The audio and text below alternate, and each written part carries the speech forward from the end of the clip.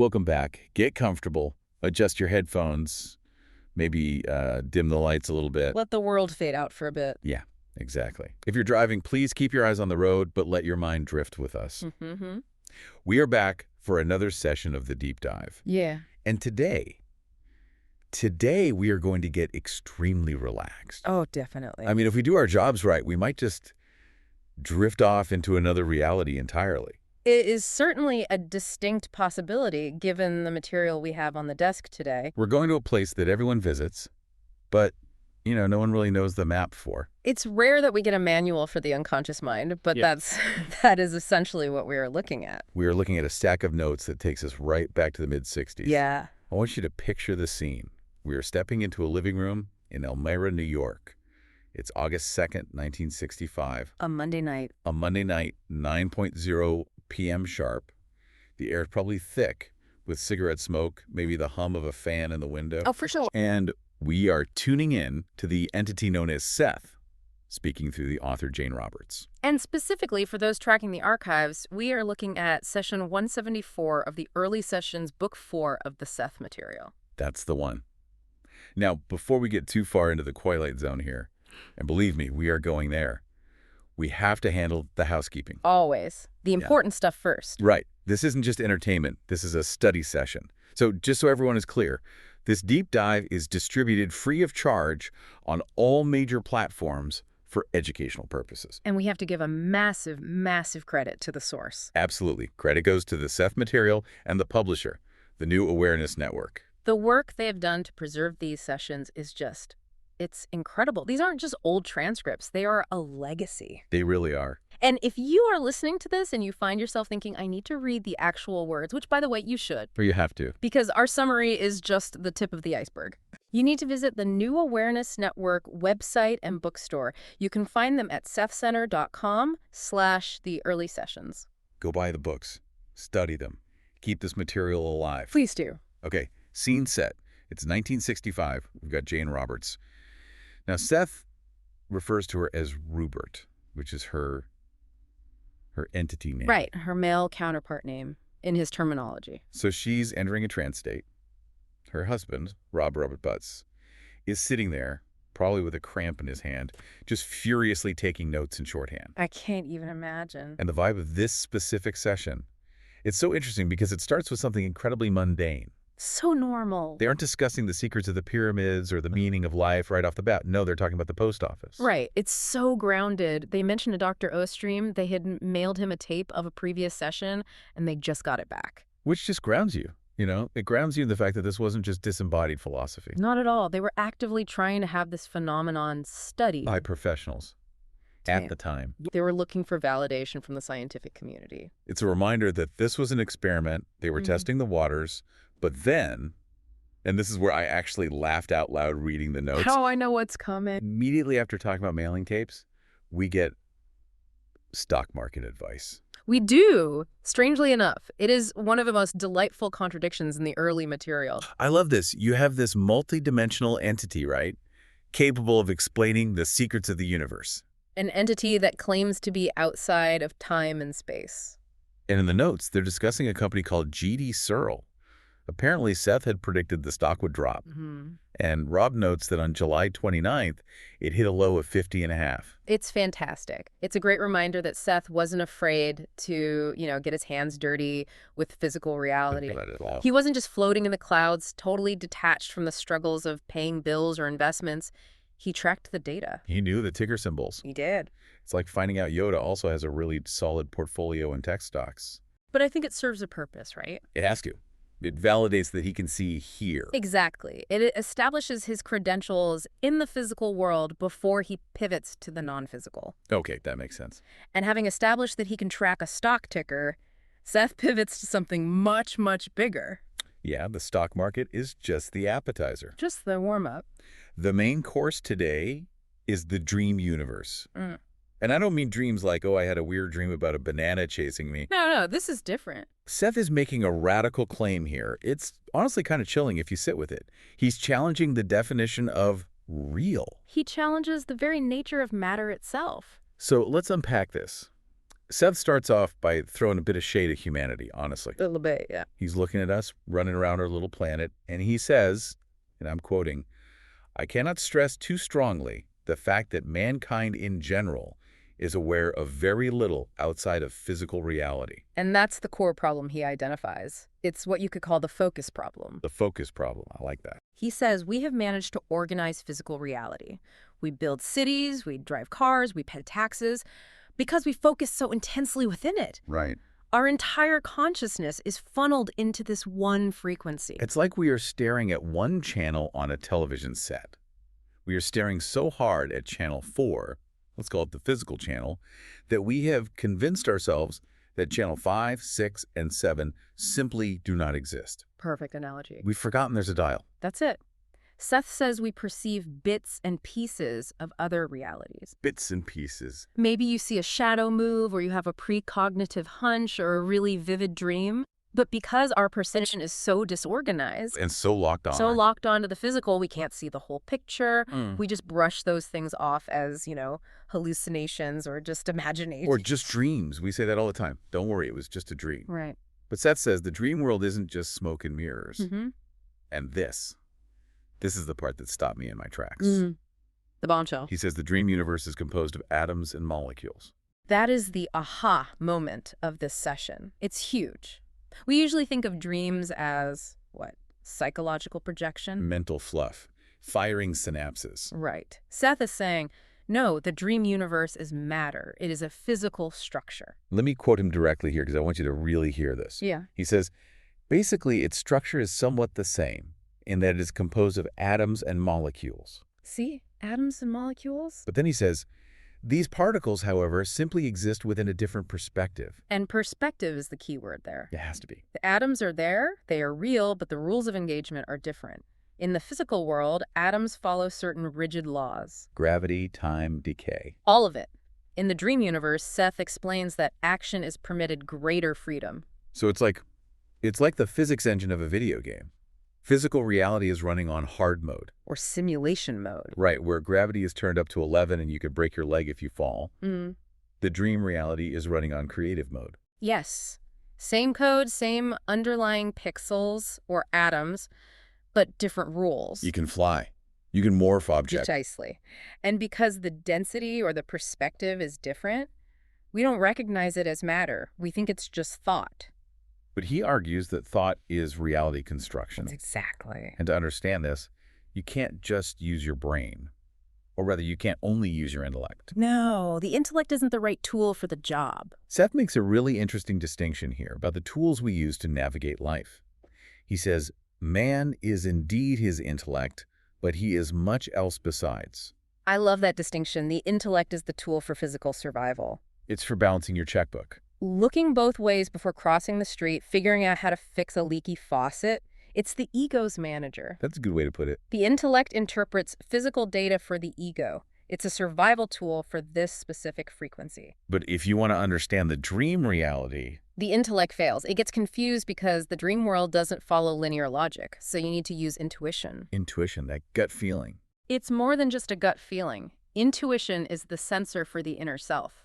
It is what connects us to the source. So that the intellect separates things to understand them. And intuition connects things to understand them. So we have this separate reality, the dream universe, Yeah. that is just as permanent, just as atomic as our waking world. That's the claim. And we are visiting it every single night.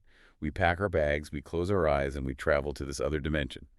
But usually, we're just stumbling around in the dark. We're terrible tourists. We are. We go there, we have these incredible experiences, and then the alarm rings and we wipe the memory files. Gone.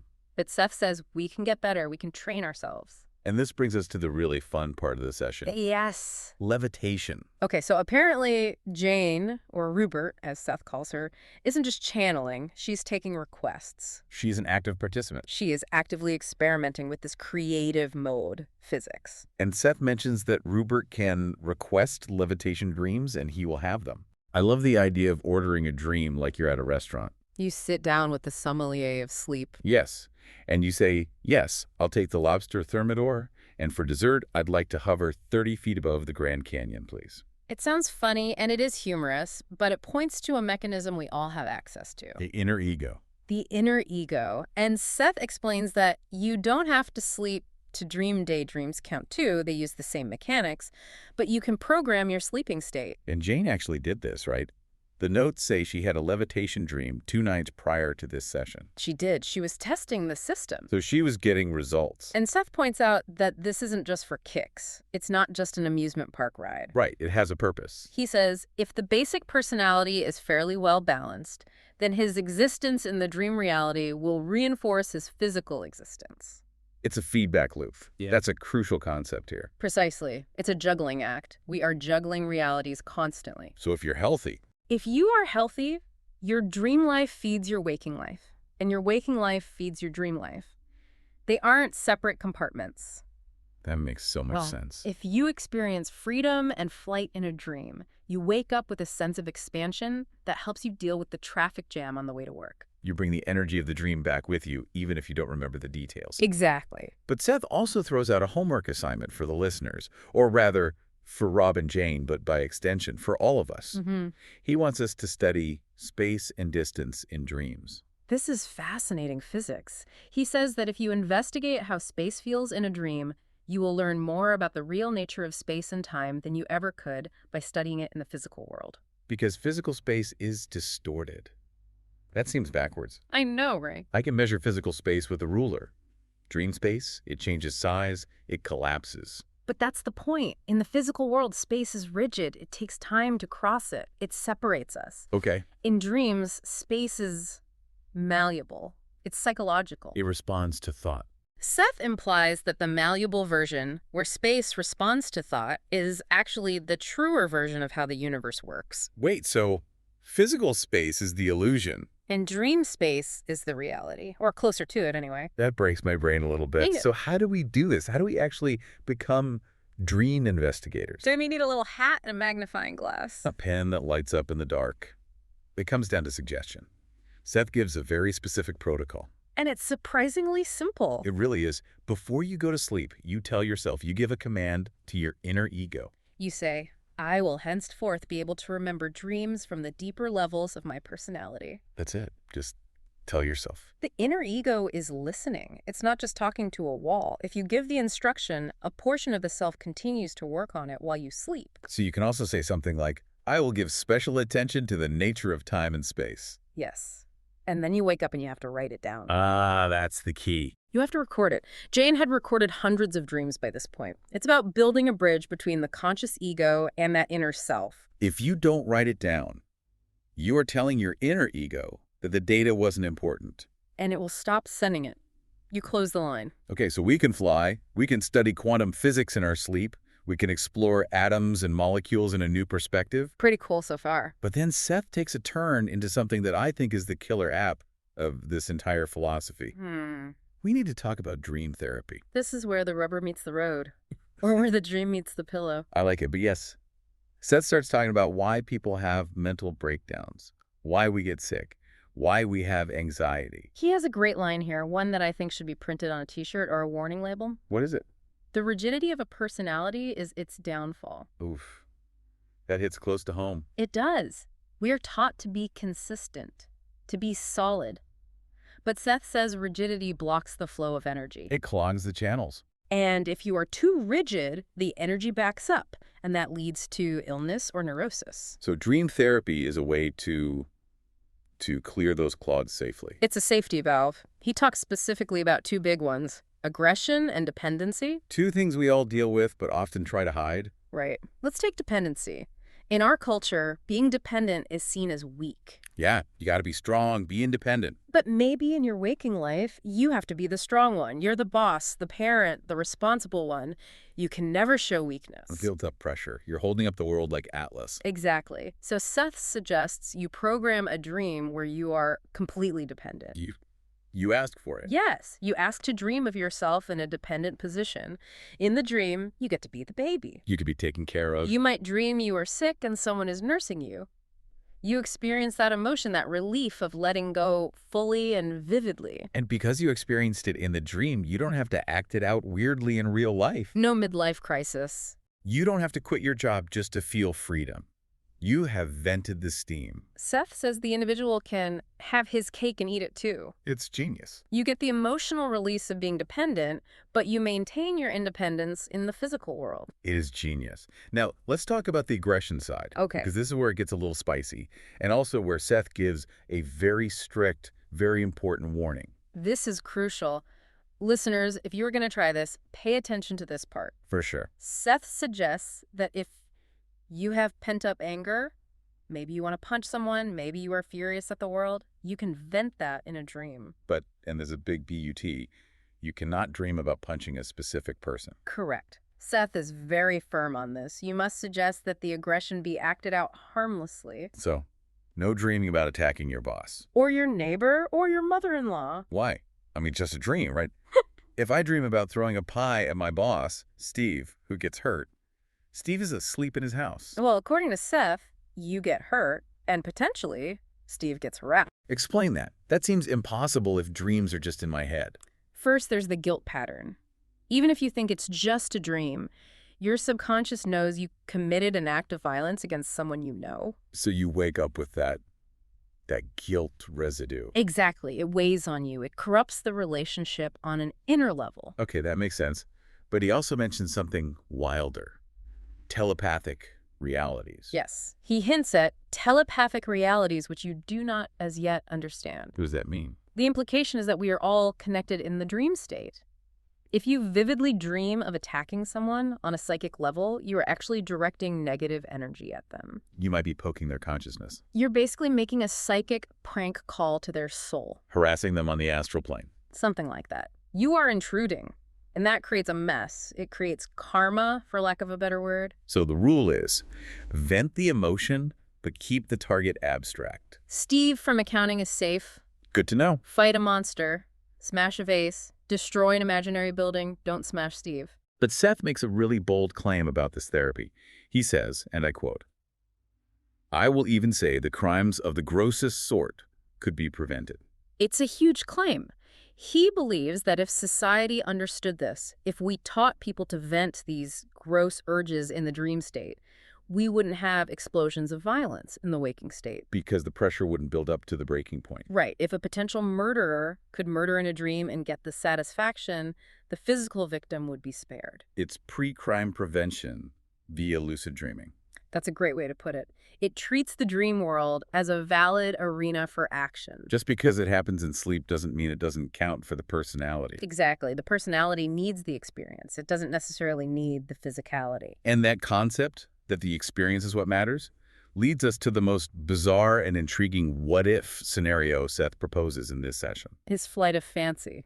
He calls it that, but you can tell he's serious about the mechanics. He is. The war of the sleepers. This is a total mind bender, Seth says. Theoretically, you could indeed imagine a massive experiment in dream therapy where wars were fought by the sleeping and not by the waking nations. Okay, let's unpack this. Instead of sending troops to a battlefield to shoot each other, the nations agree to go to bed. Essentially, the soldiers would dream they are fighting. What, all at the same time? I suppose so. They would dream the combat, the fear, the aggression, the victory, the defeat, all of it. And then they wake up. And no one is dead.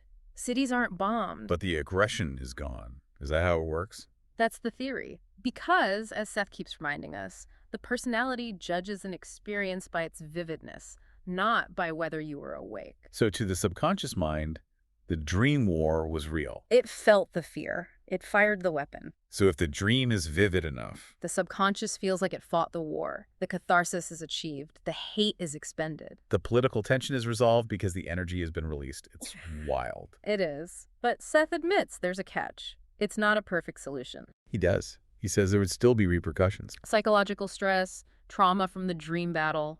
You would wake up shaking. So you could have PTSD from a war that never physically happened. Absolutely. It wouldn't be a walk in the park. But, he argues, no one can deny that a war fought by dreaming men would be less harmful than a physical war. It's the lesser of two evils. PTSD, maybe, but no physical casualties, no widows, no orphans. When you put it like that. It really forces you to question what experience actually is. Totally. If you feel it, if you remember it, if it changes you, Did it happen? Seth says yes. It completely redefines event. An event is something that impacts the consciousness.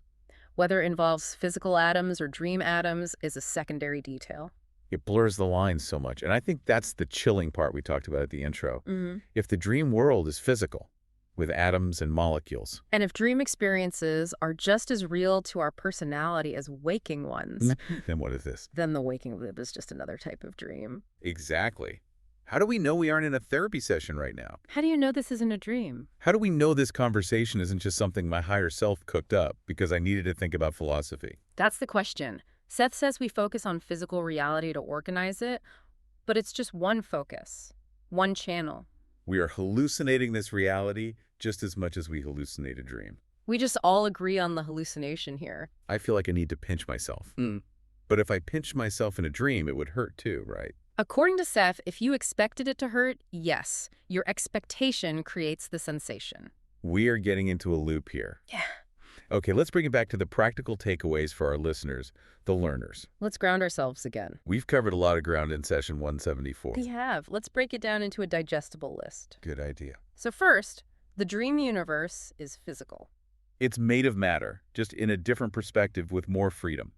It is not less real than this desk. Exactly. Number two, we can program it. Using suggestion before sleep, we can explore concepts like levitation and the true nature of space and time.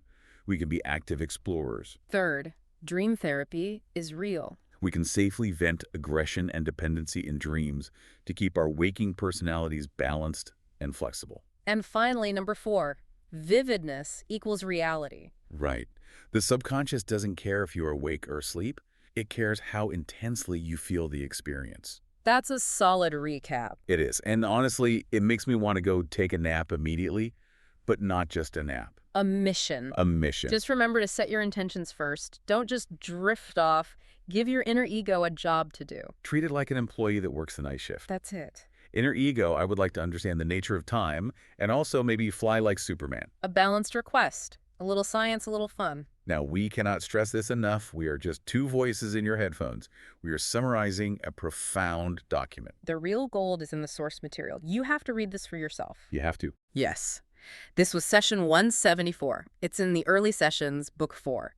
Please go to sethcenter.com/the early sessions. Support the New Awareness Network. They are keeping this wisdom alive. Reading the summary is like looking at a postcard of the Grand Canyon. Yeah.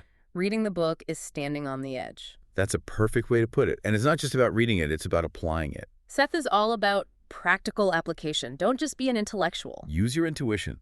Try the experiments. And let yourself be flexible. Remember, rigidity is the downfall. Be spontaneous. If you feel an urge to daydream, let yourself do it. It's healthy. It's your psyche trying to balance itself. I want to leave you all with a final provocative thought, something to chew on while you're brushing your teeth tonight. Go for it. Seth says your personality doesn't differentiate between a vivid dream and waking life.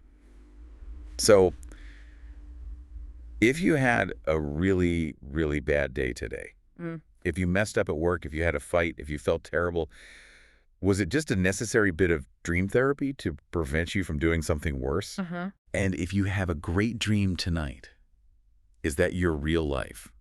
That is a dangerous question to ask right before bed. That's why we're here.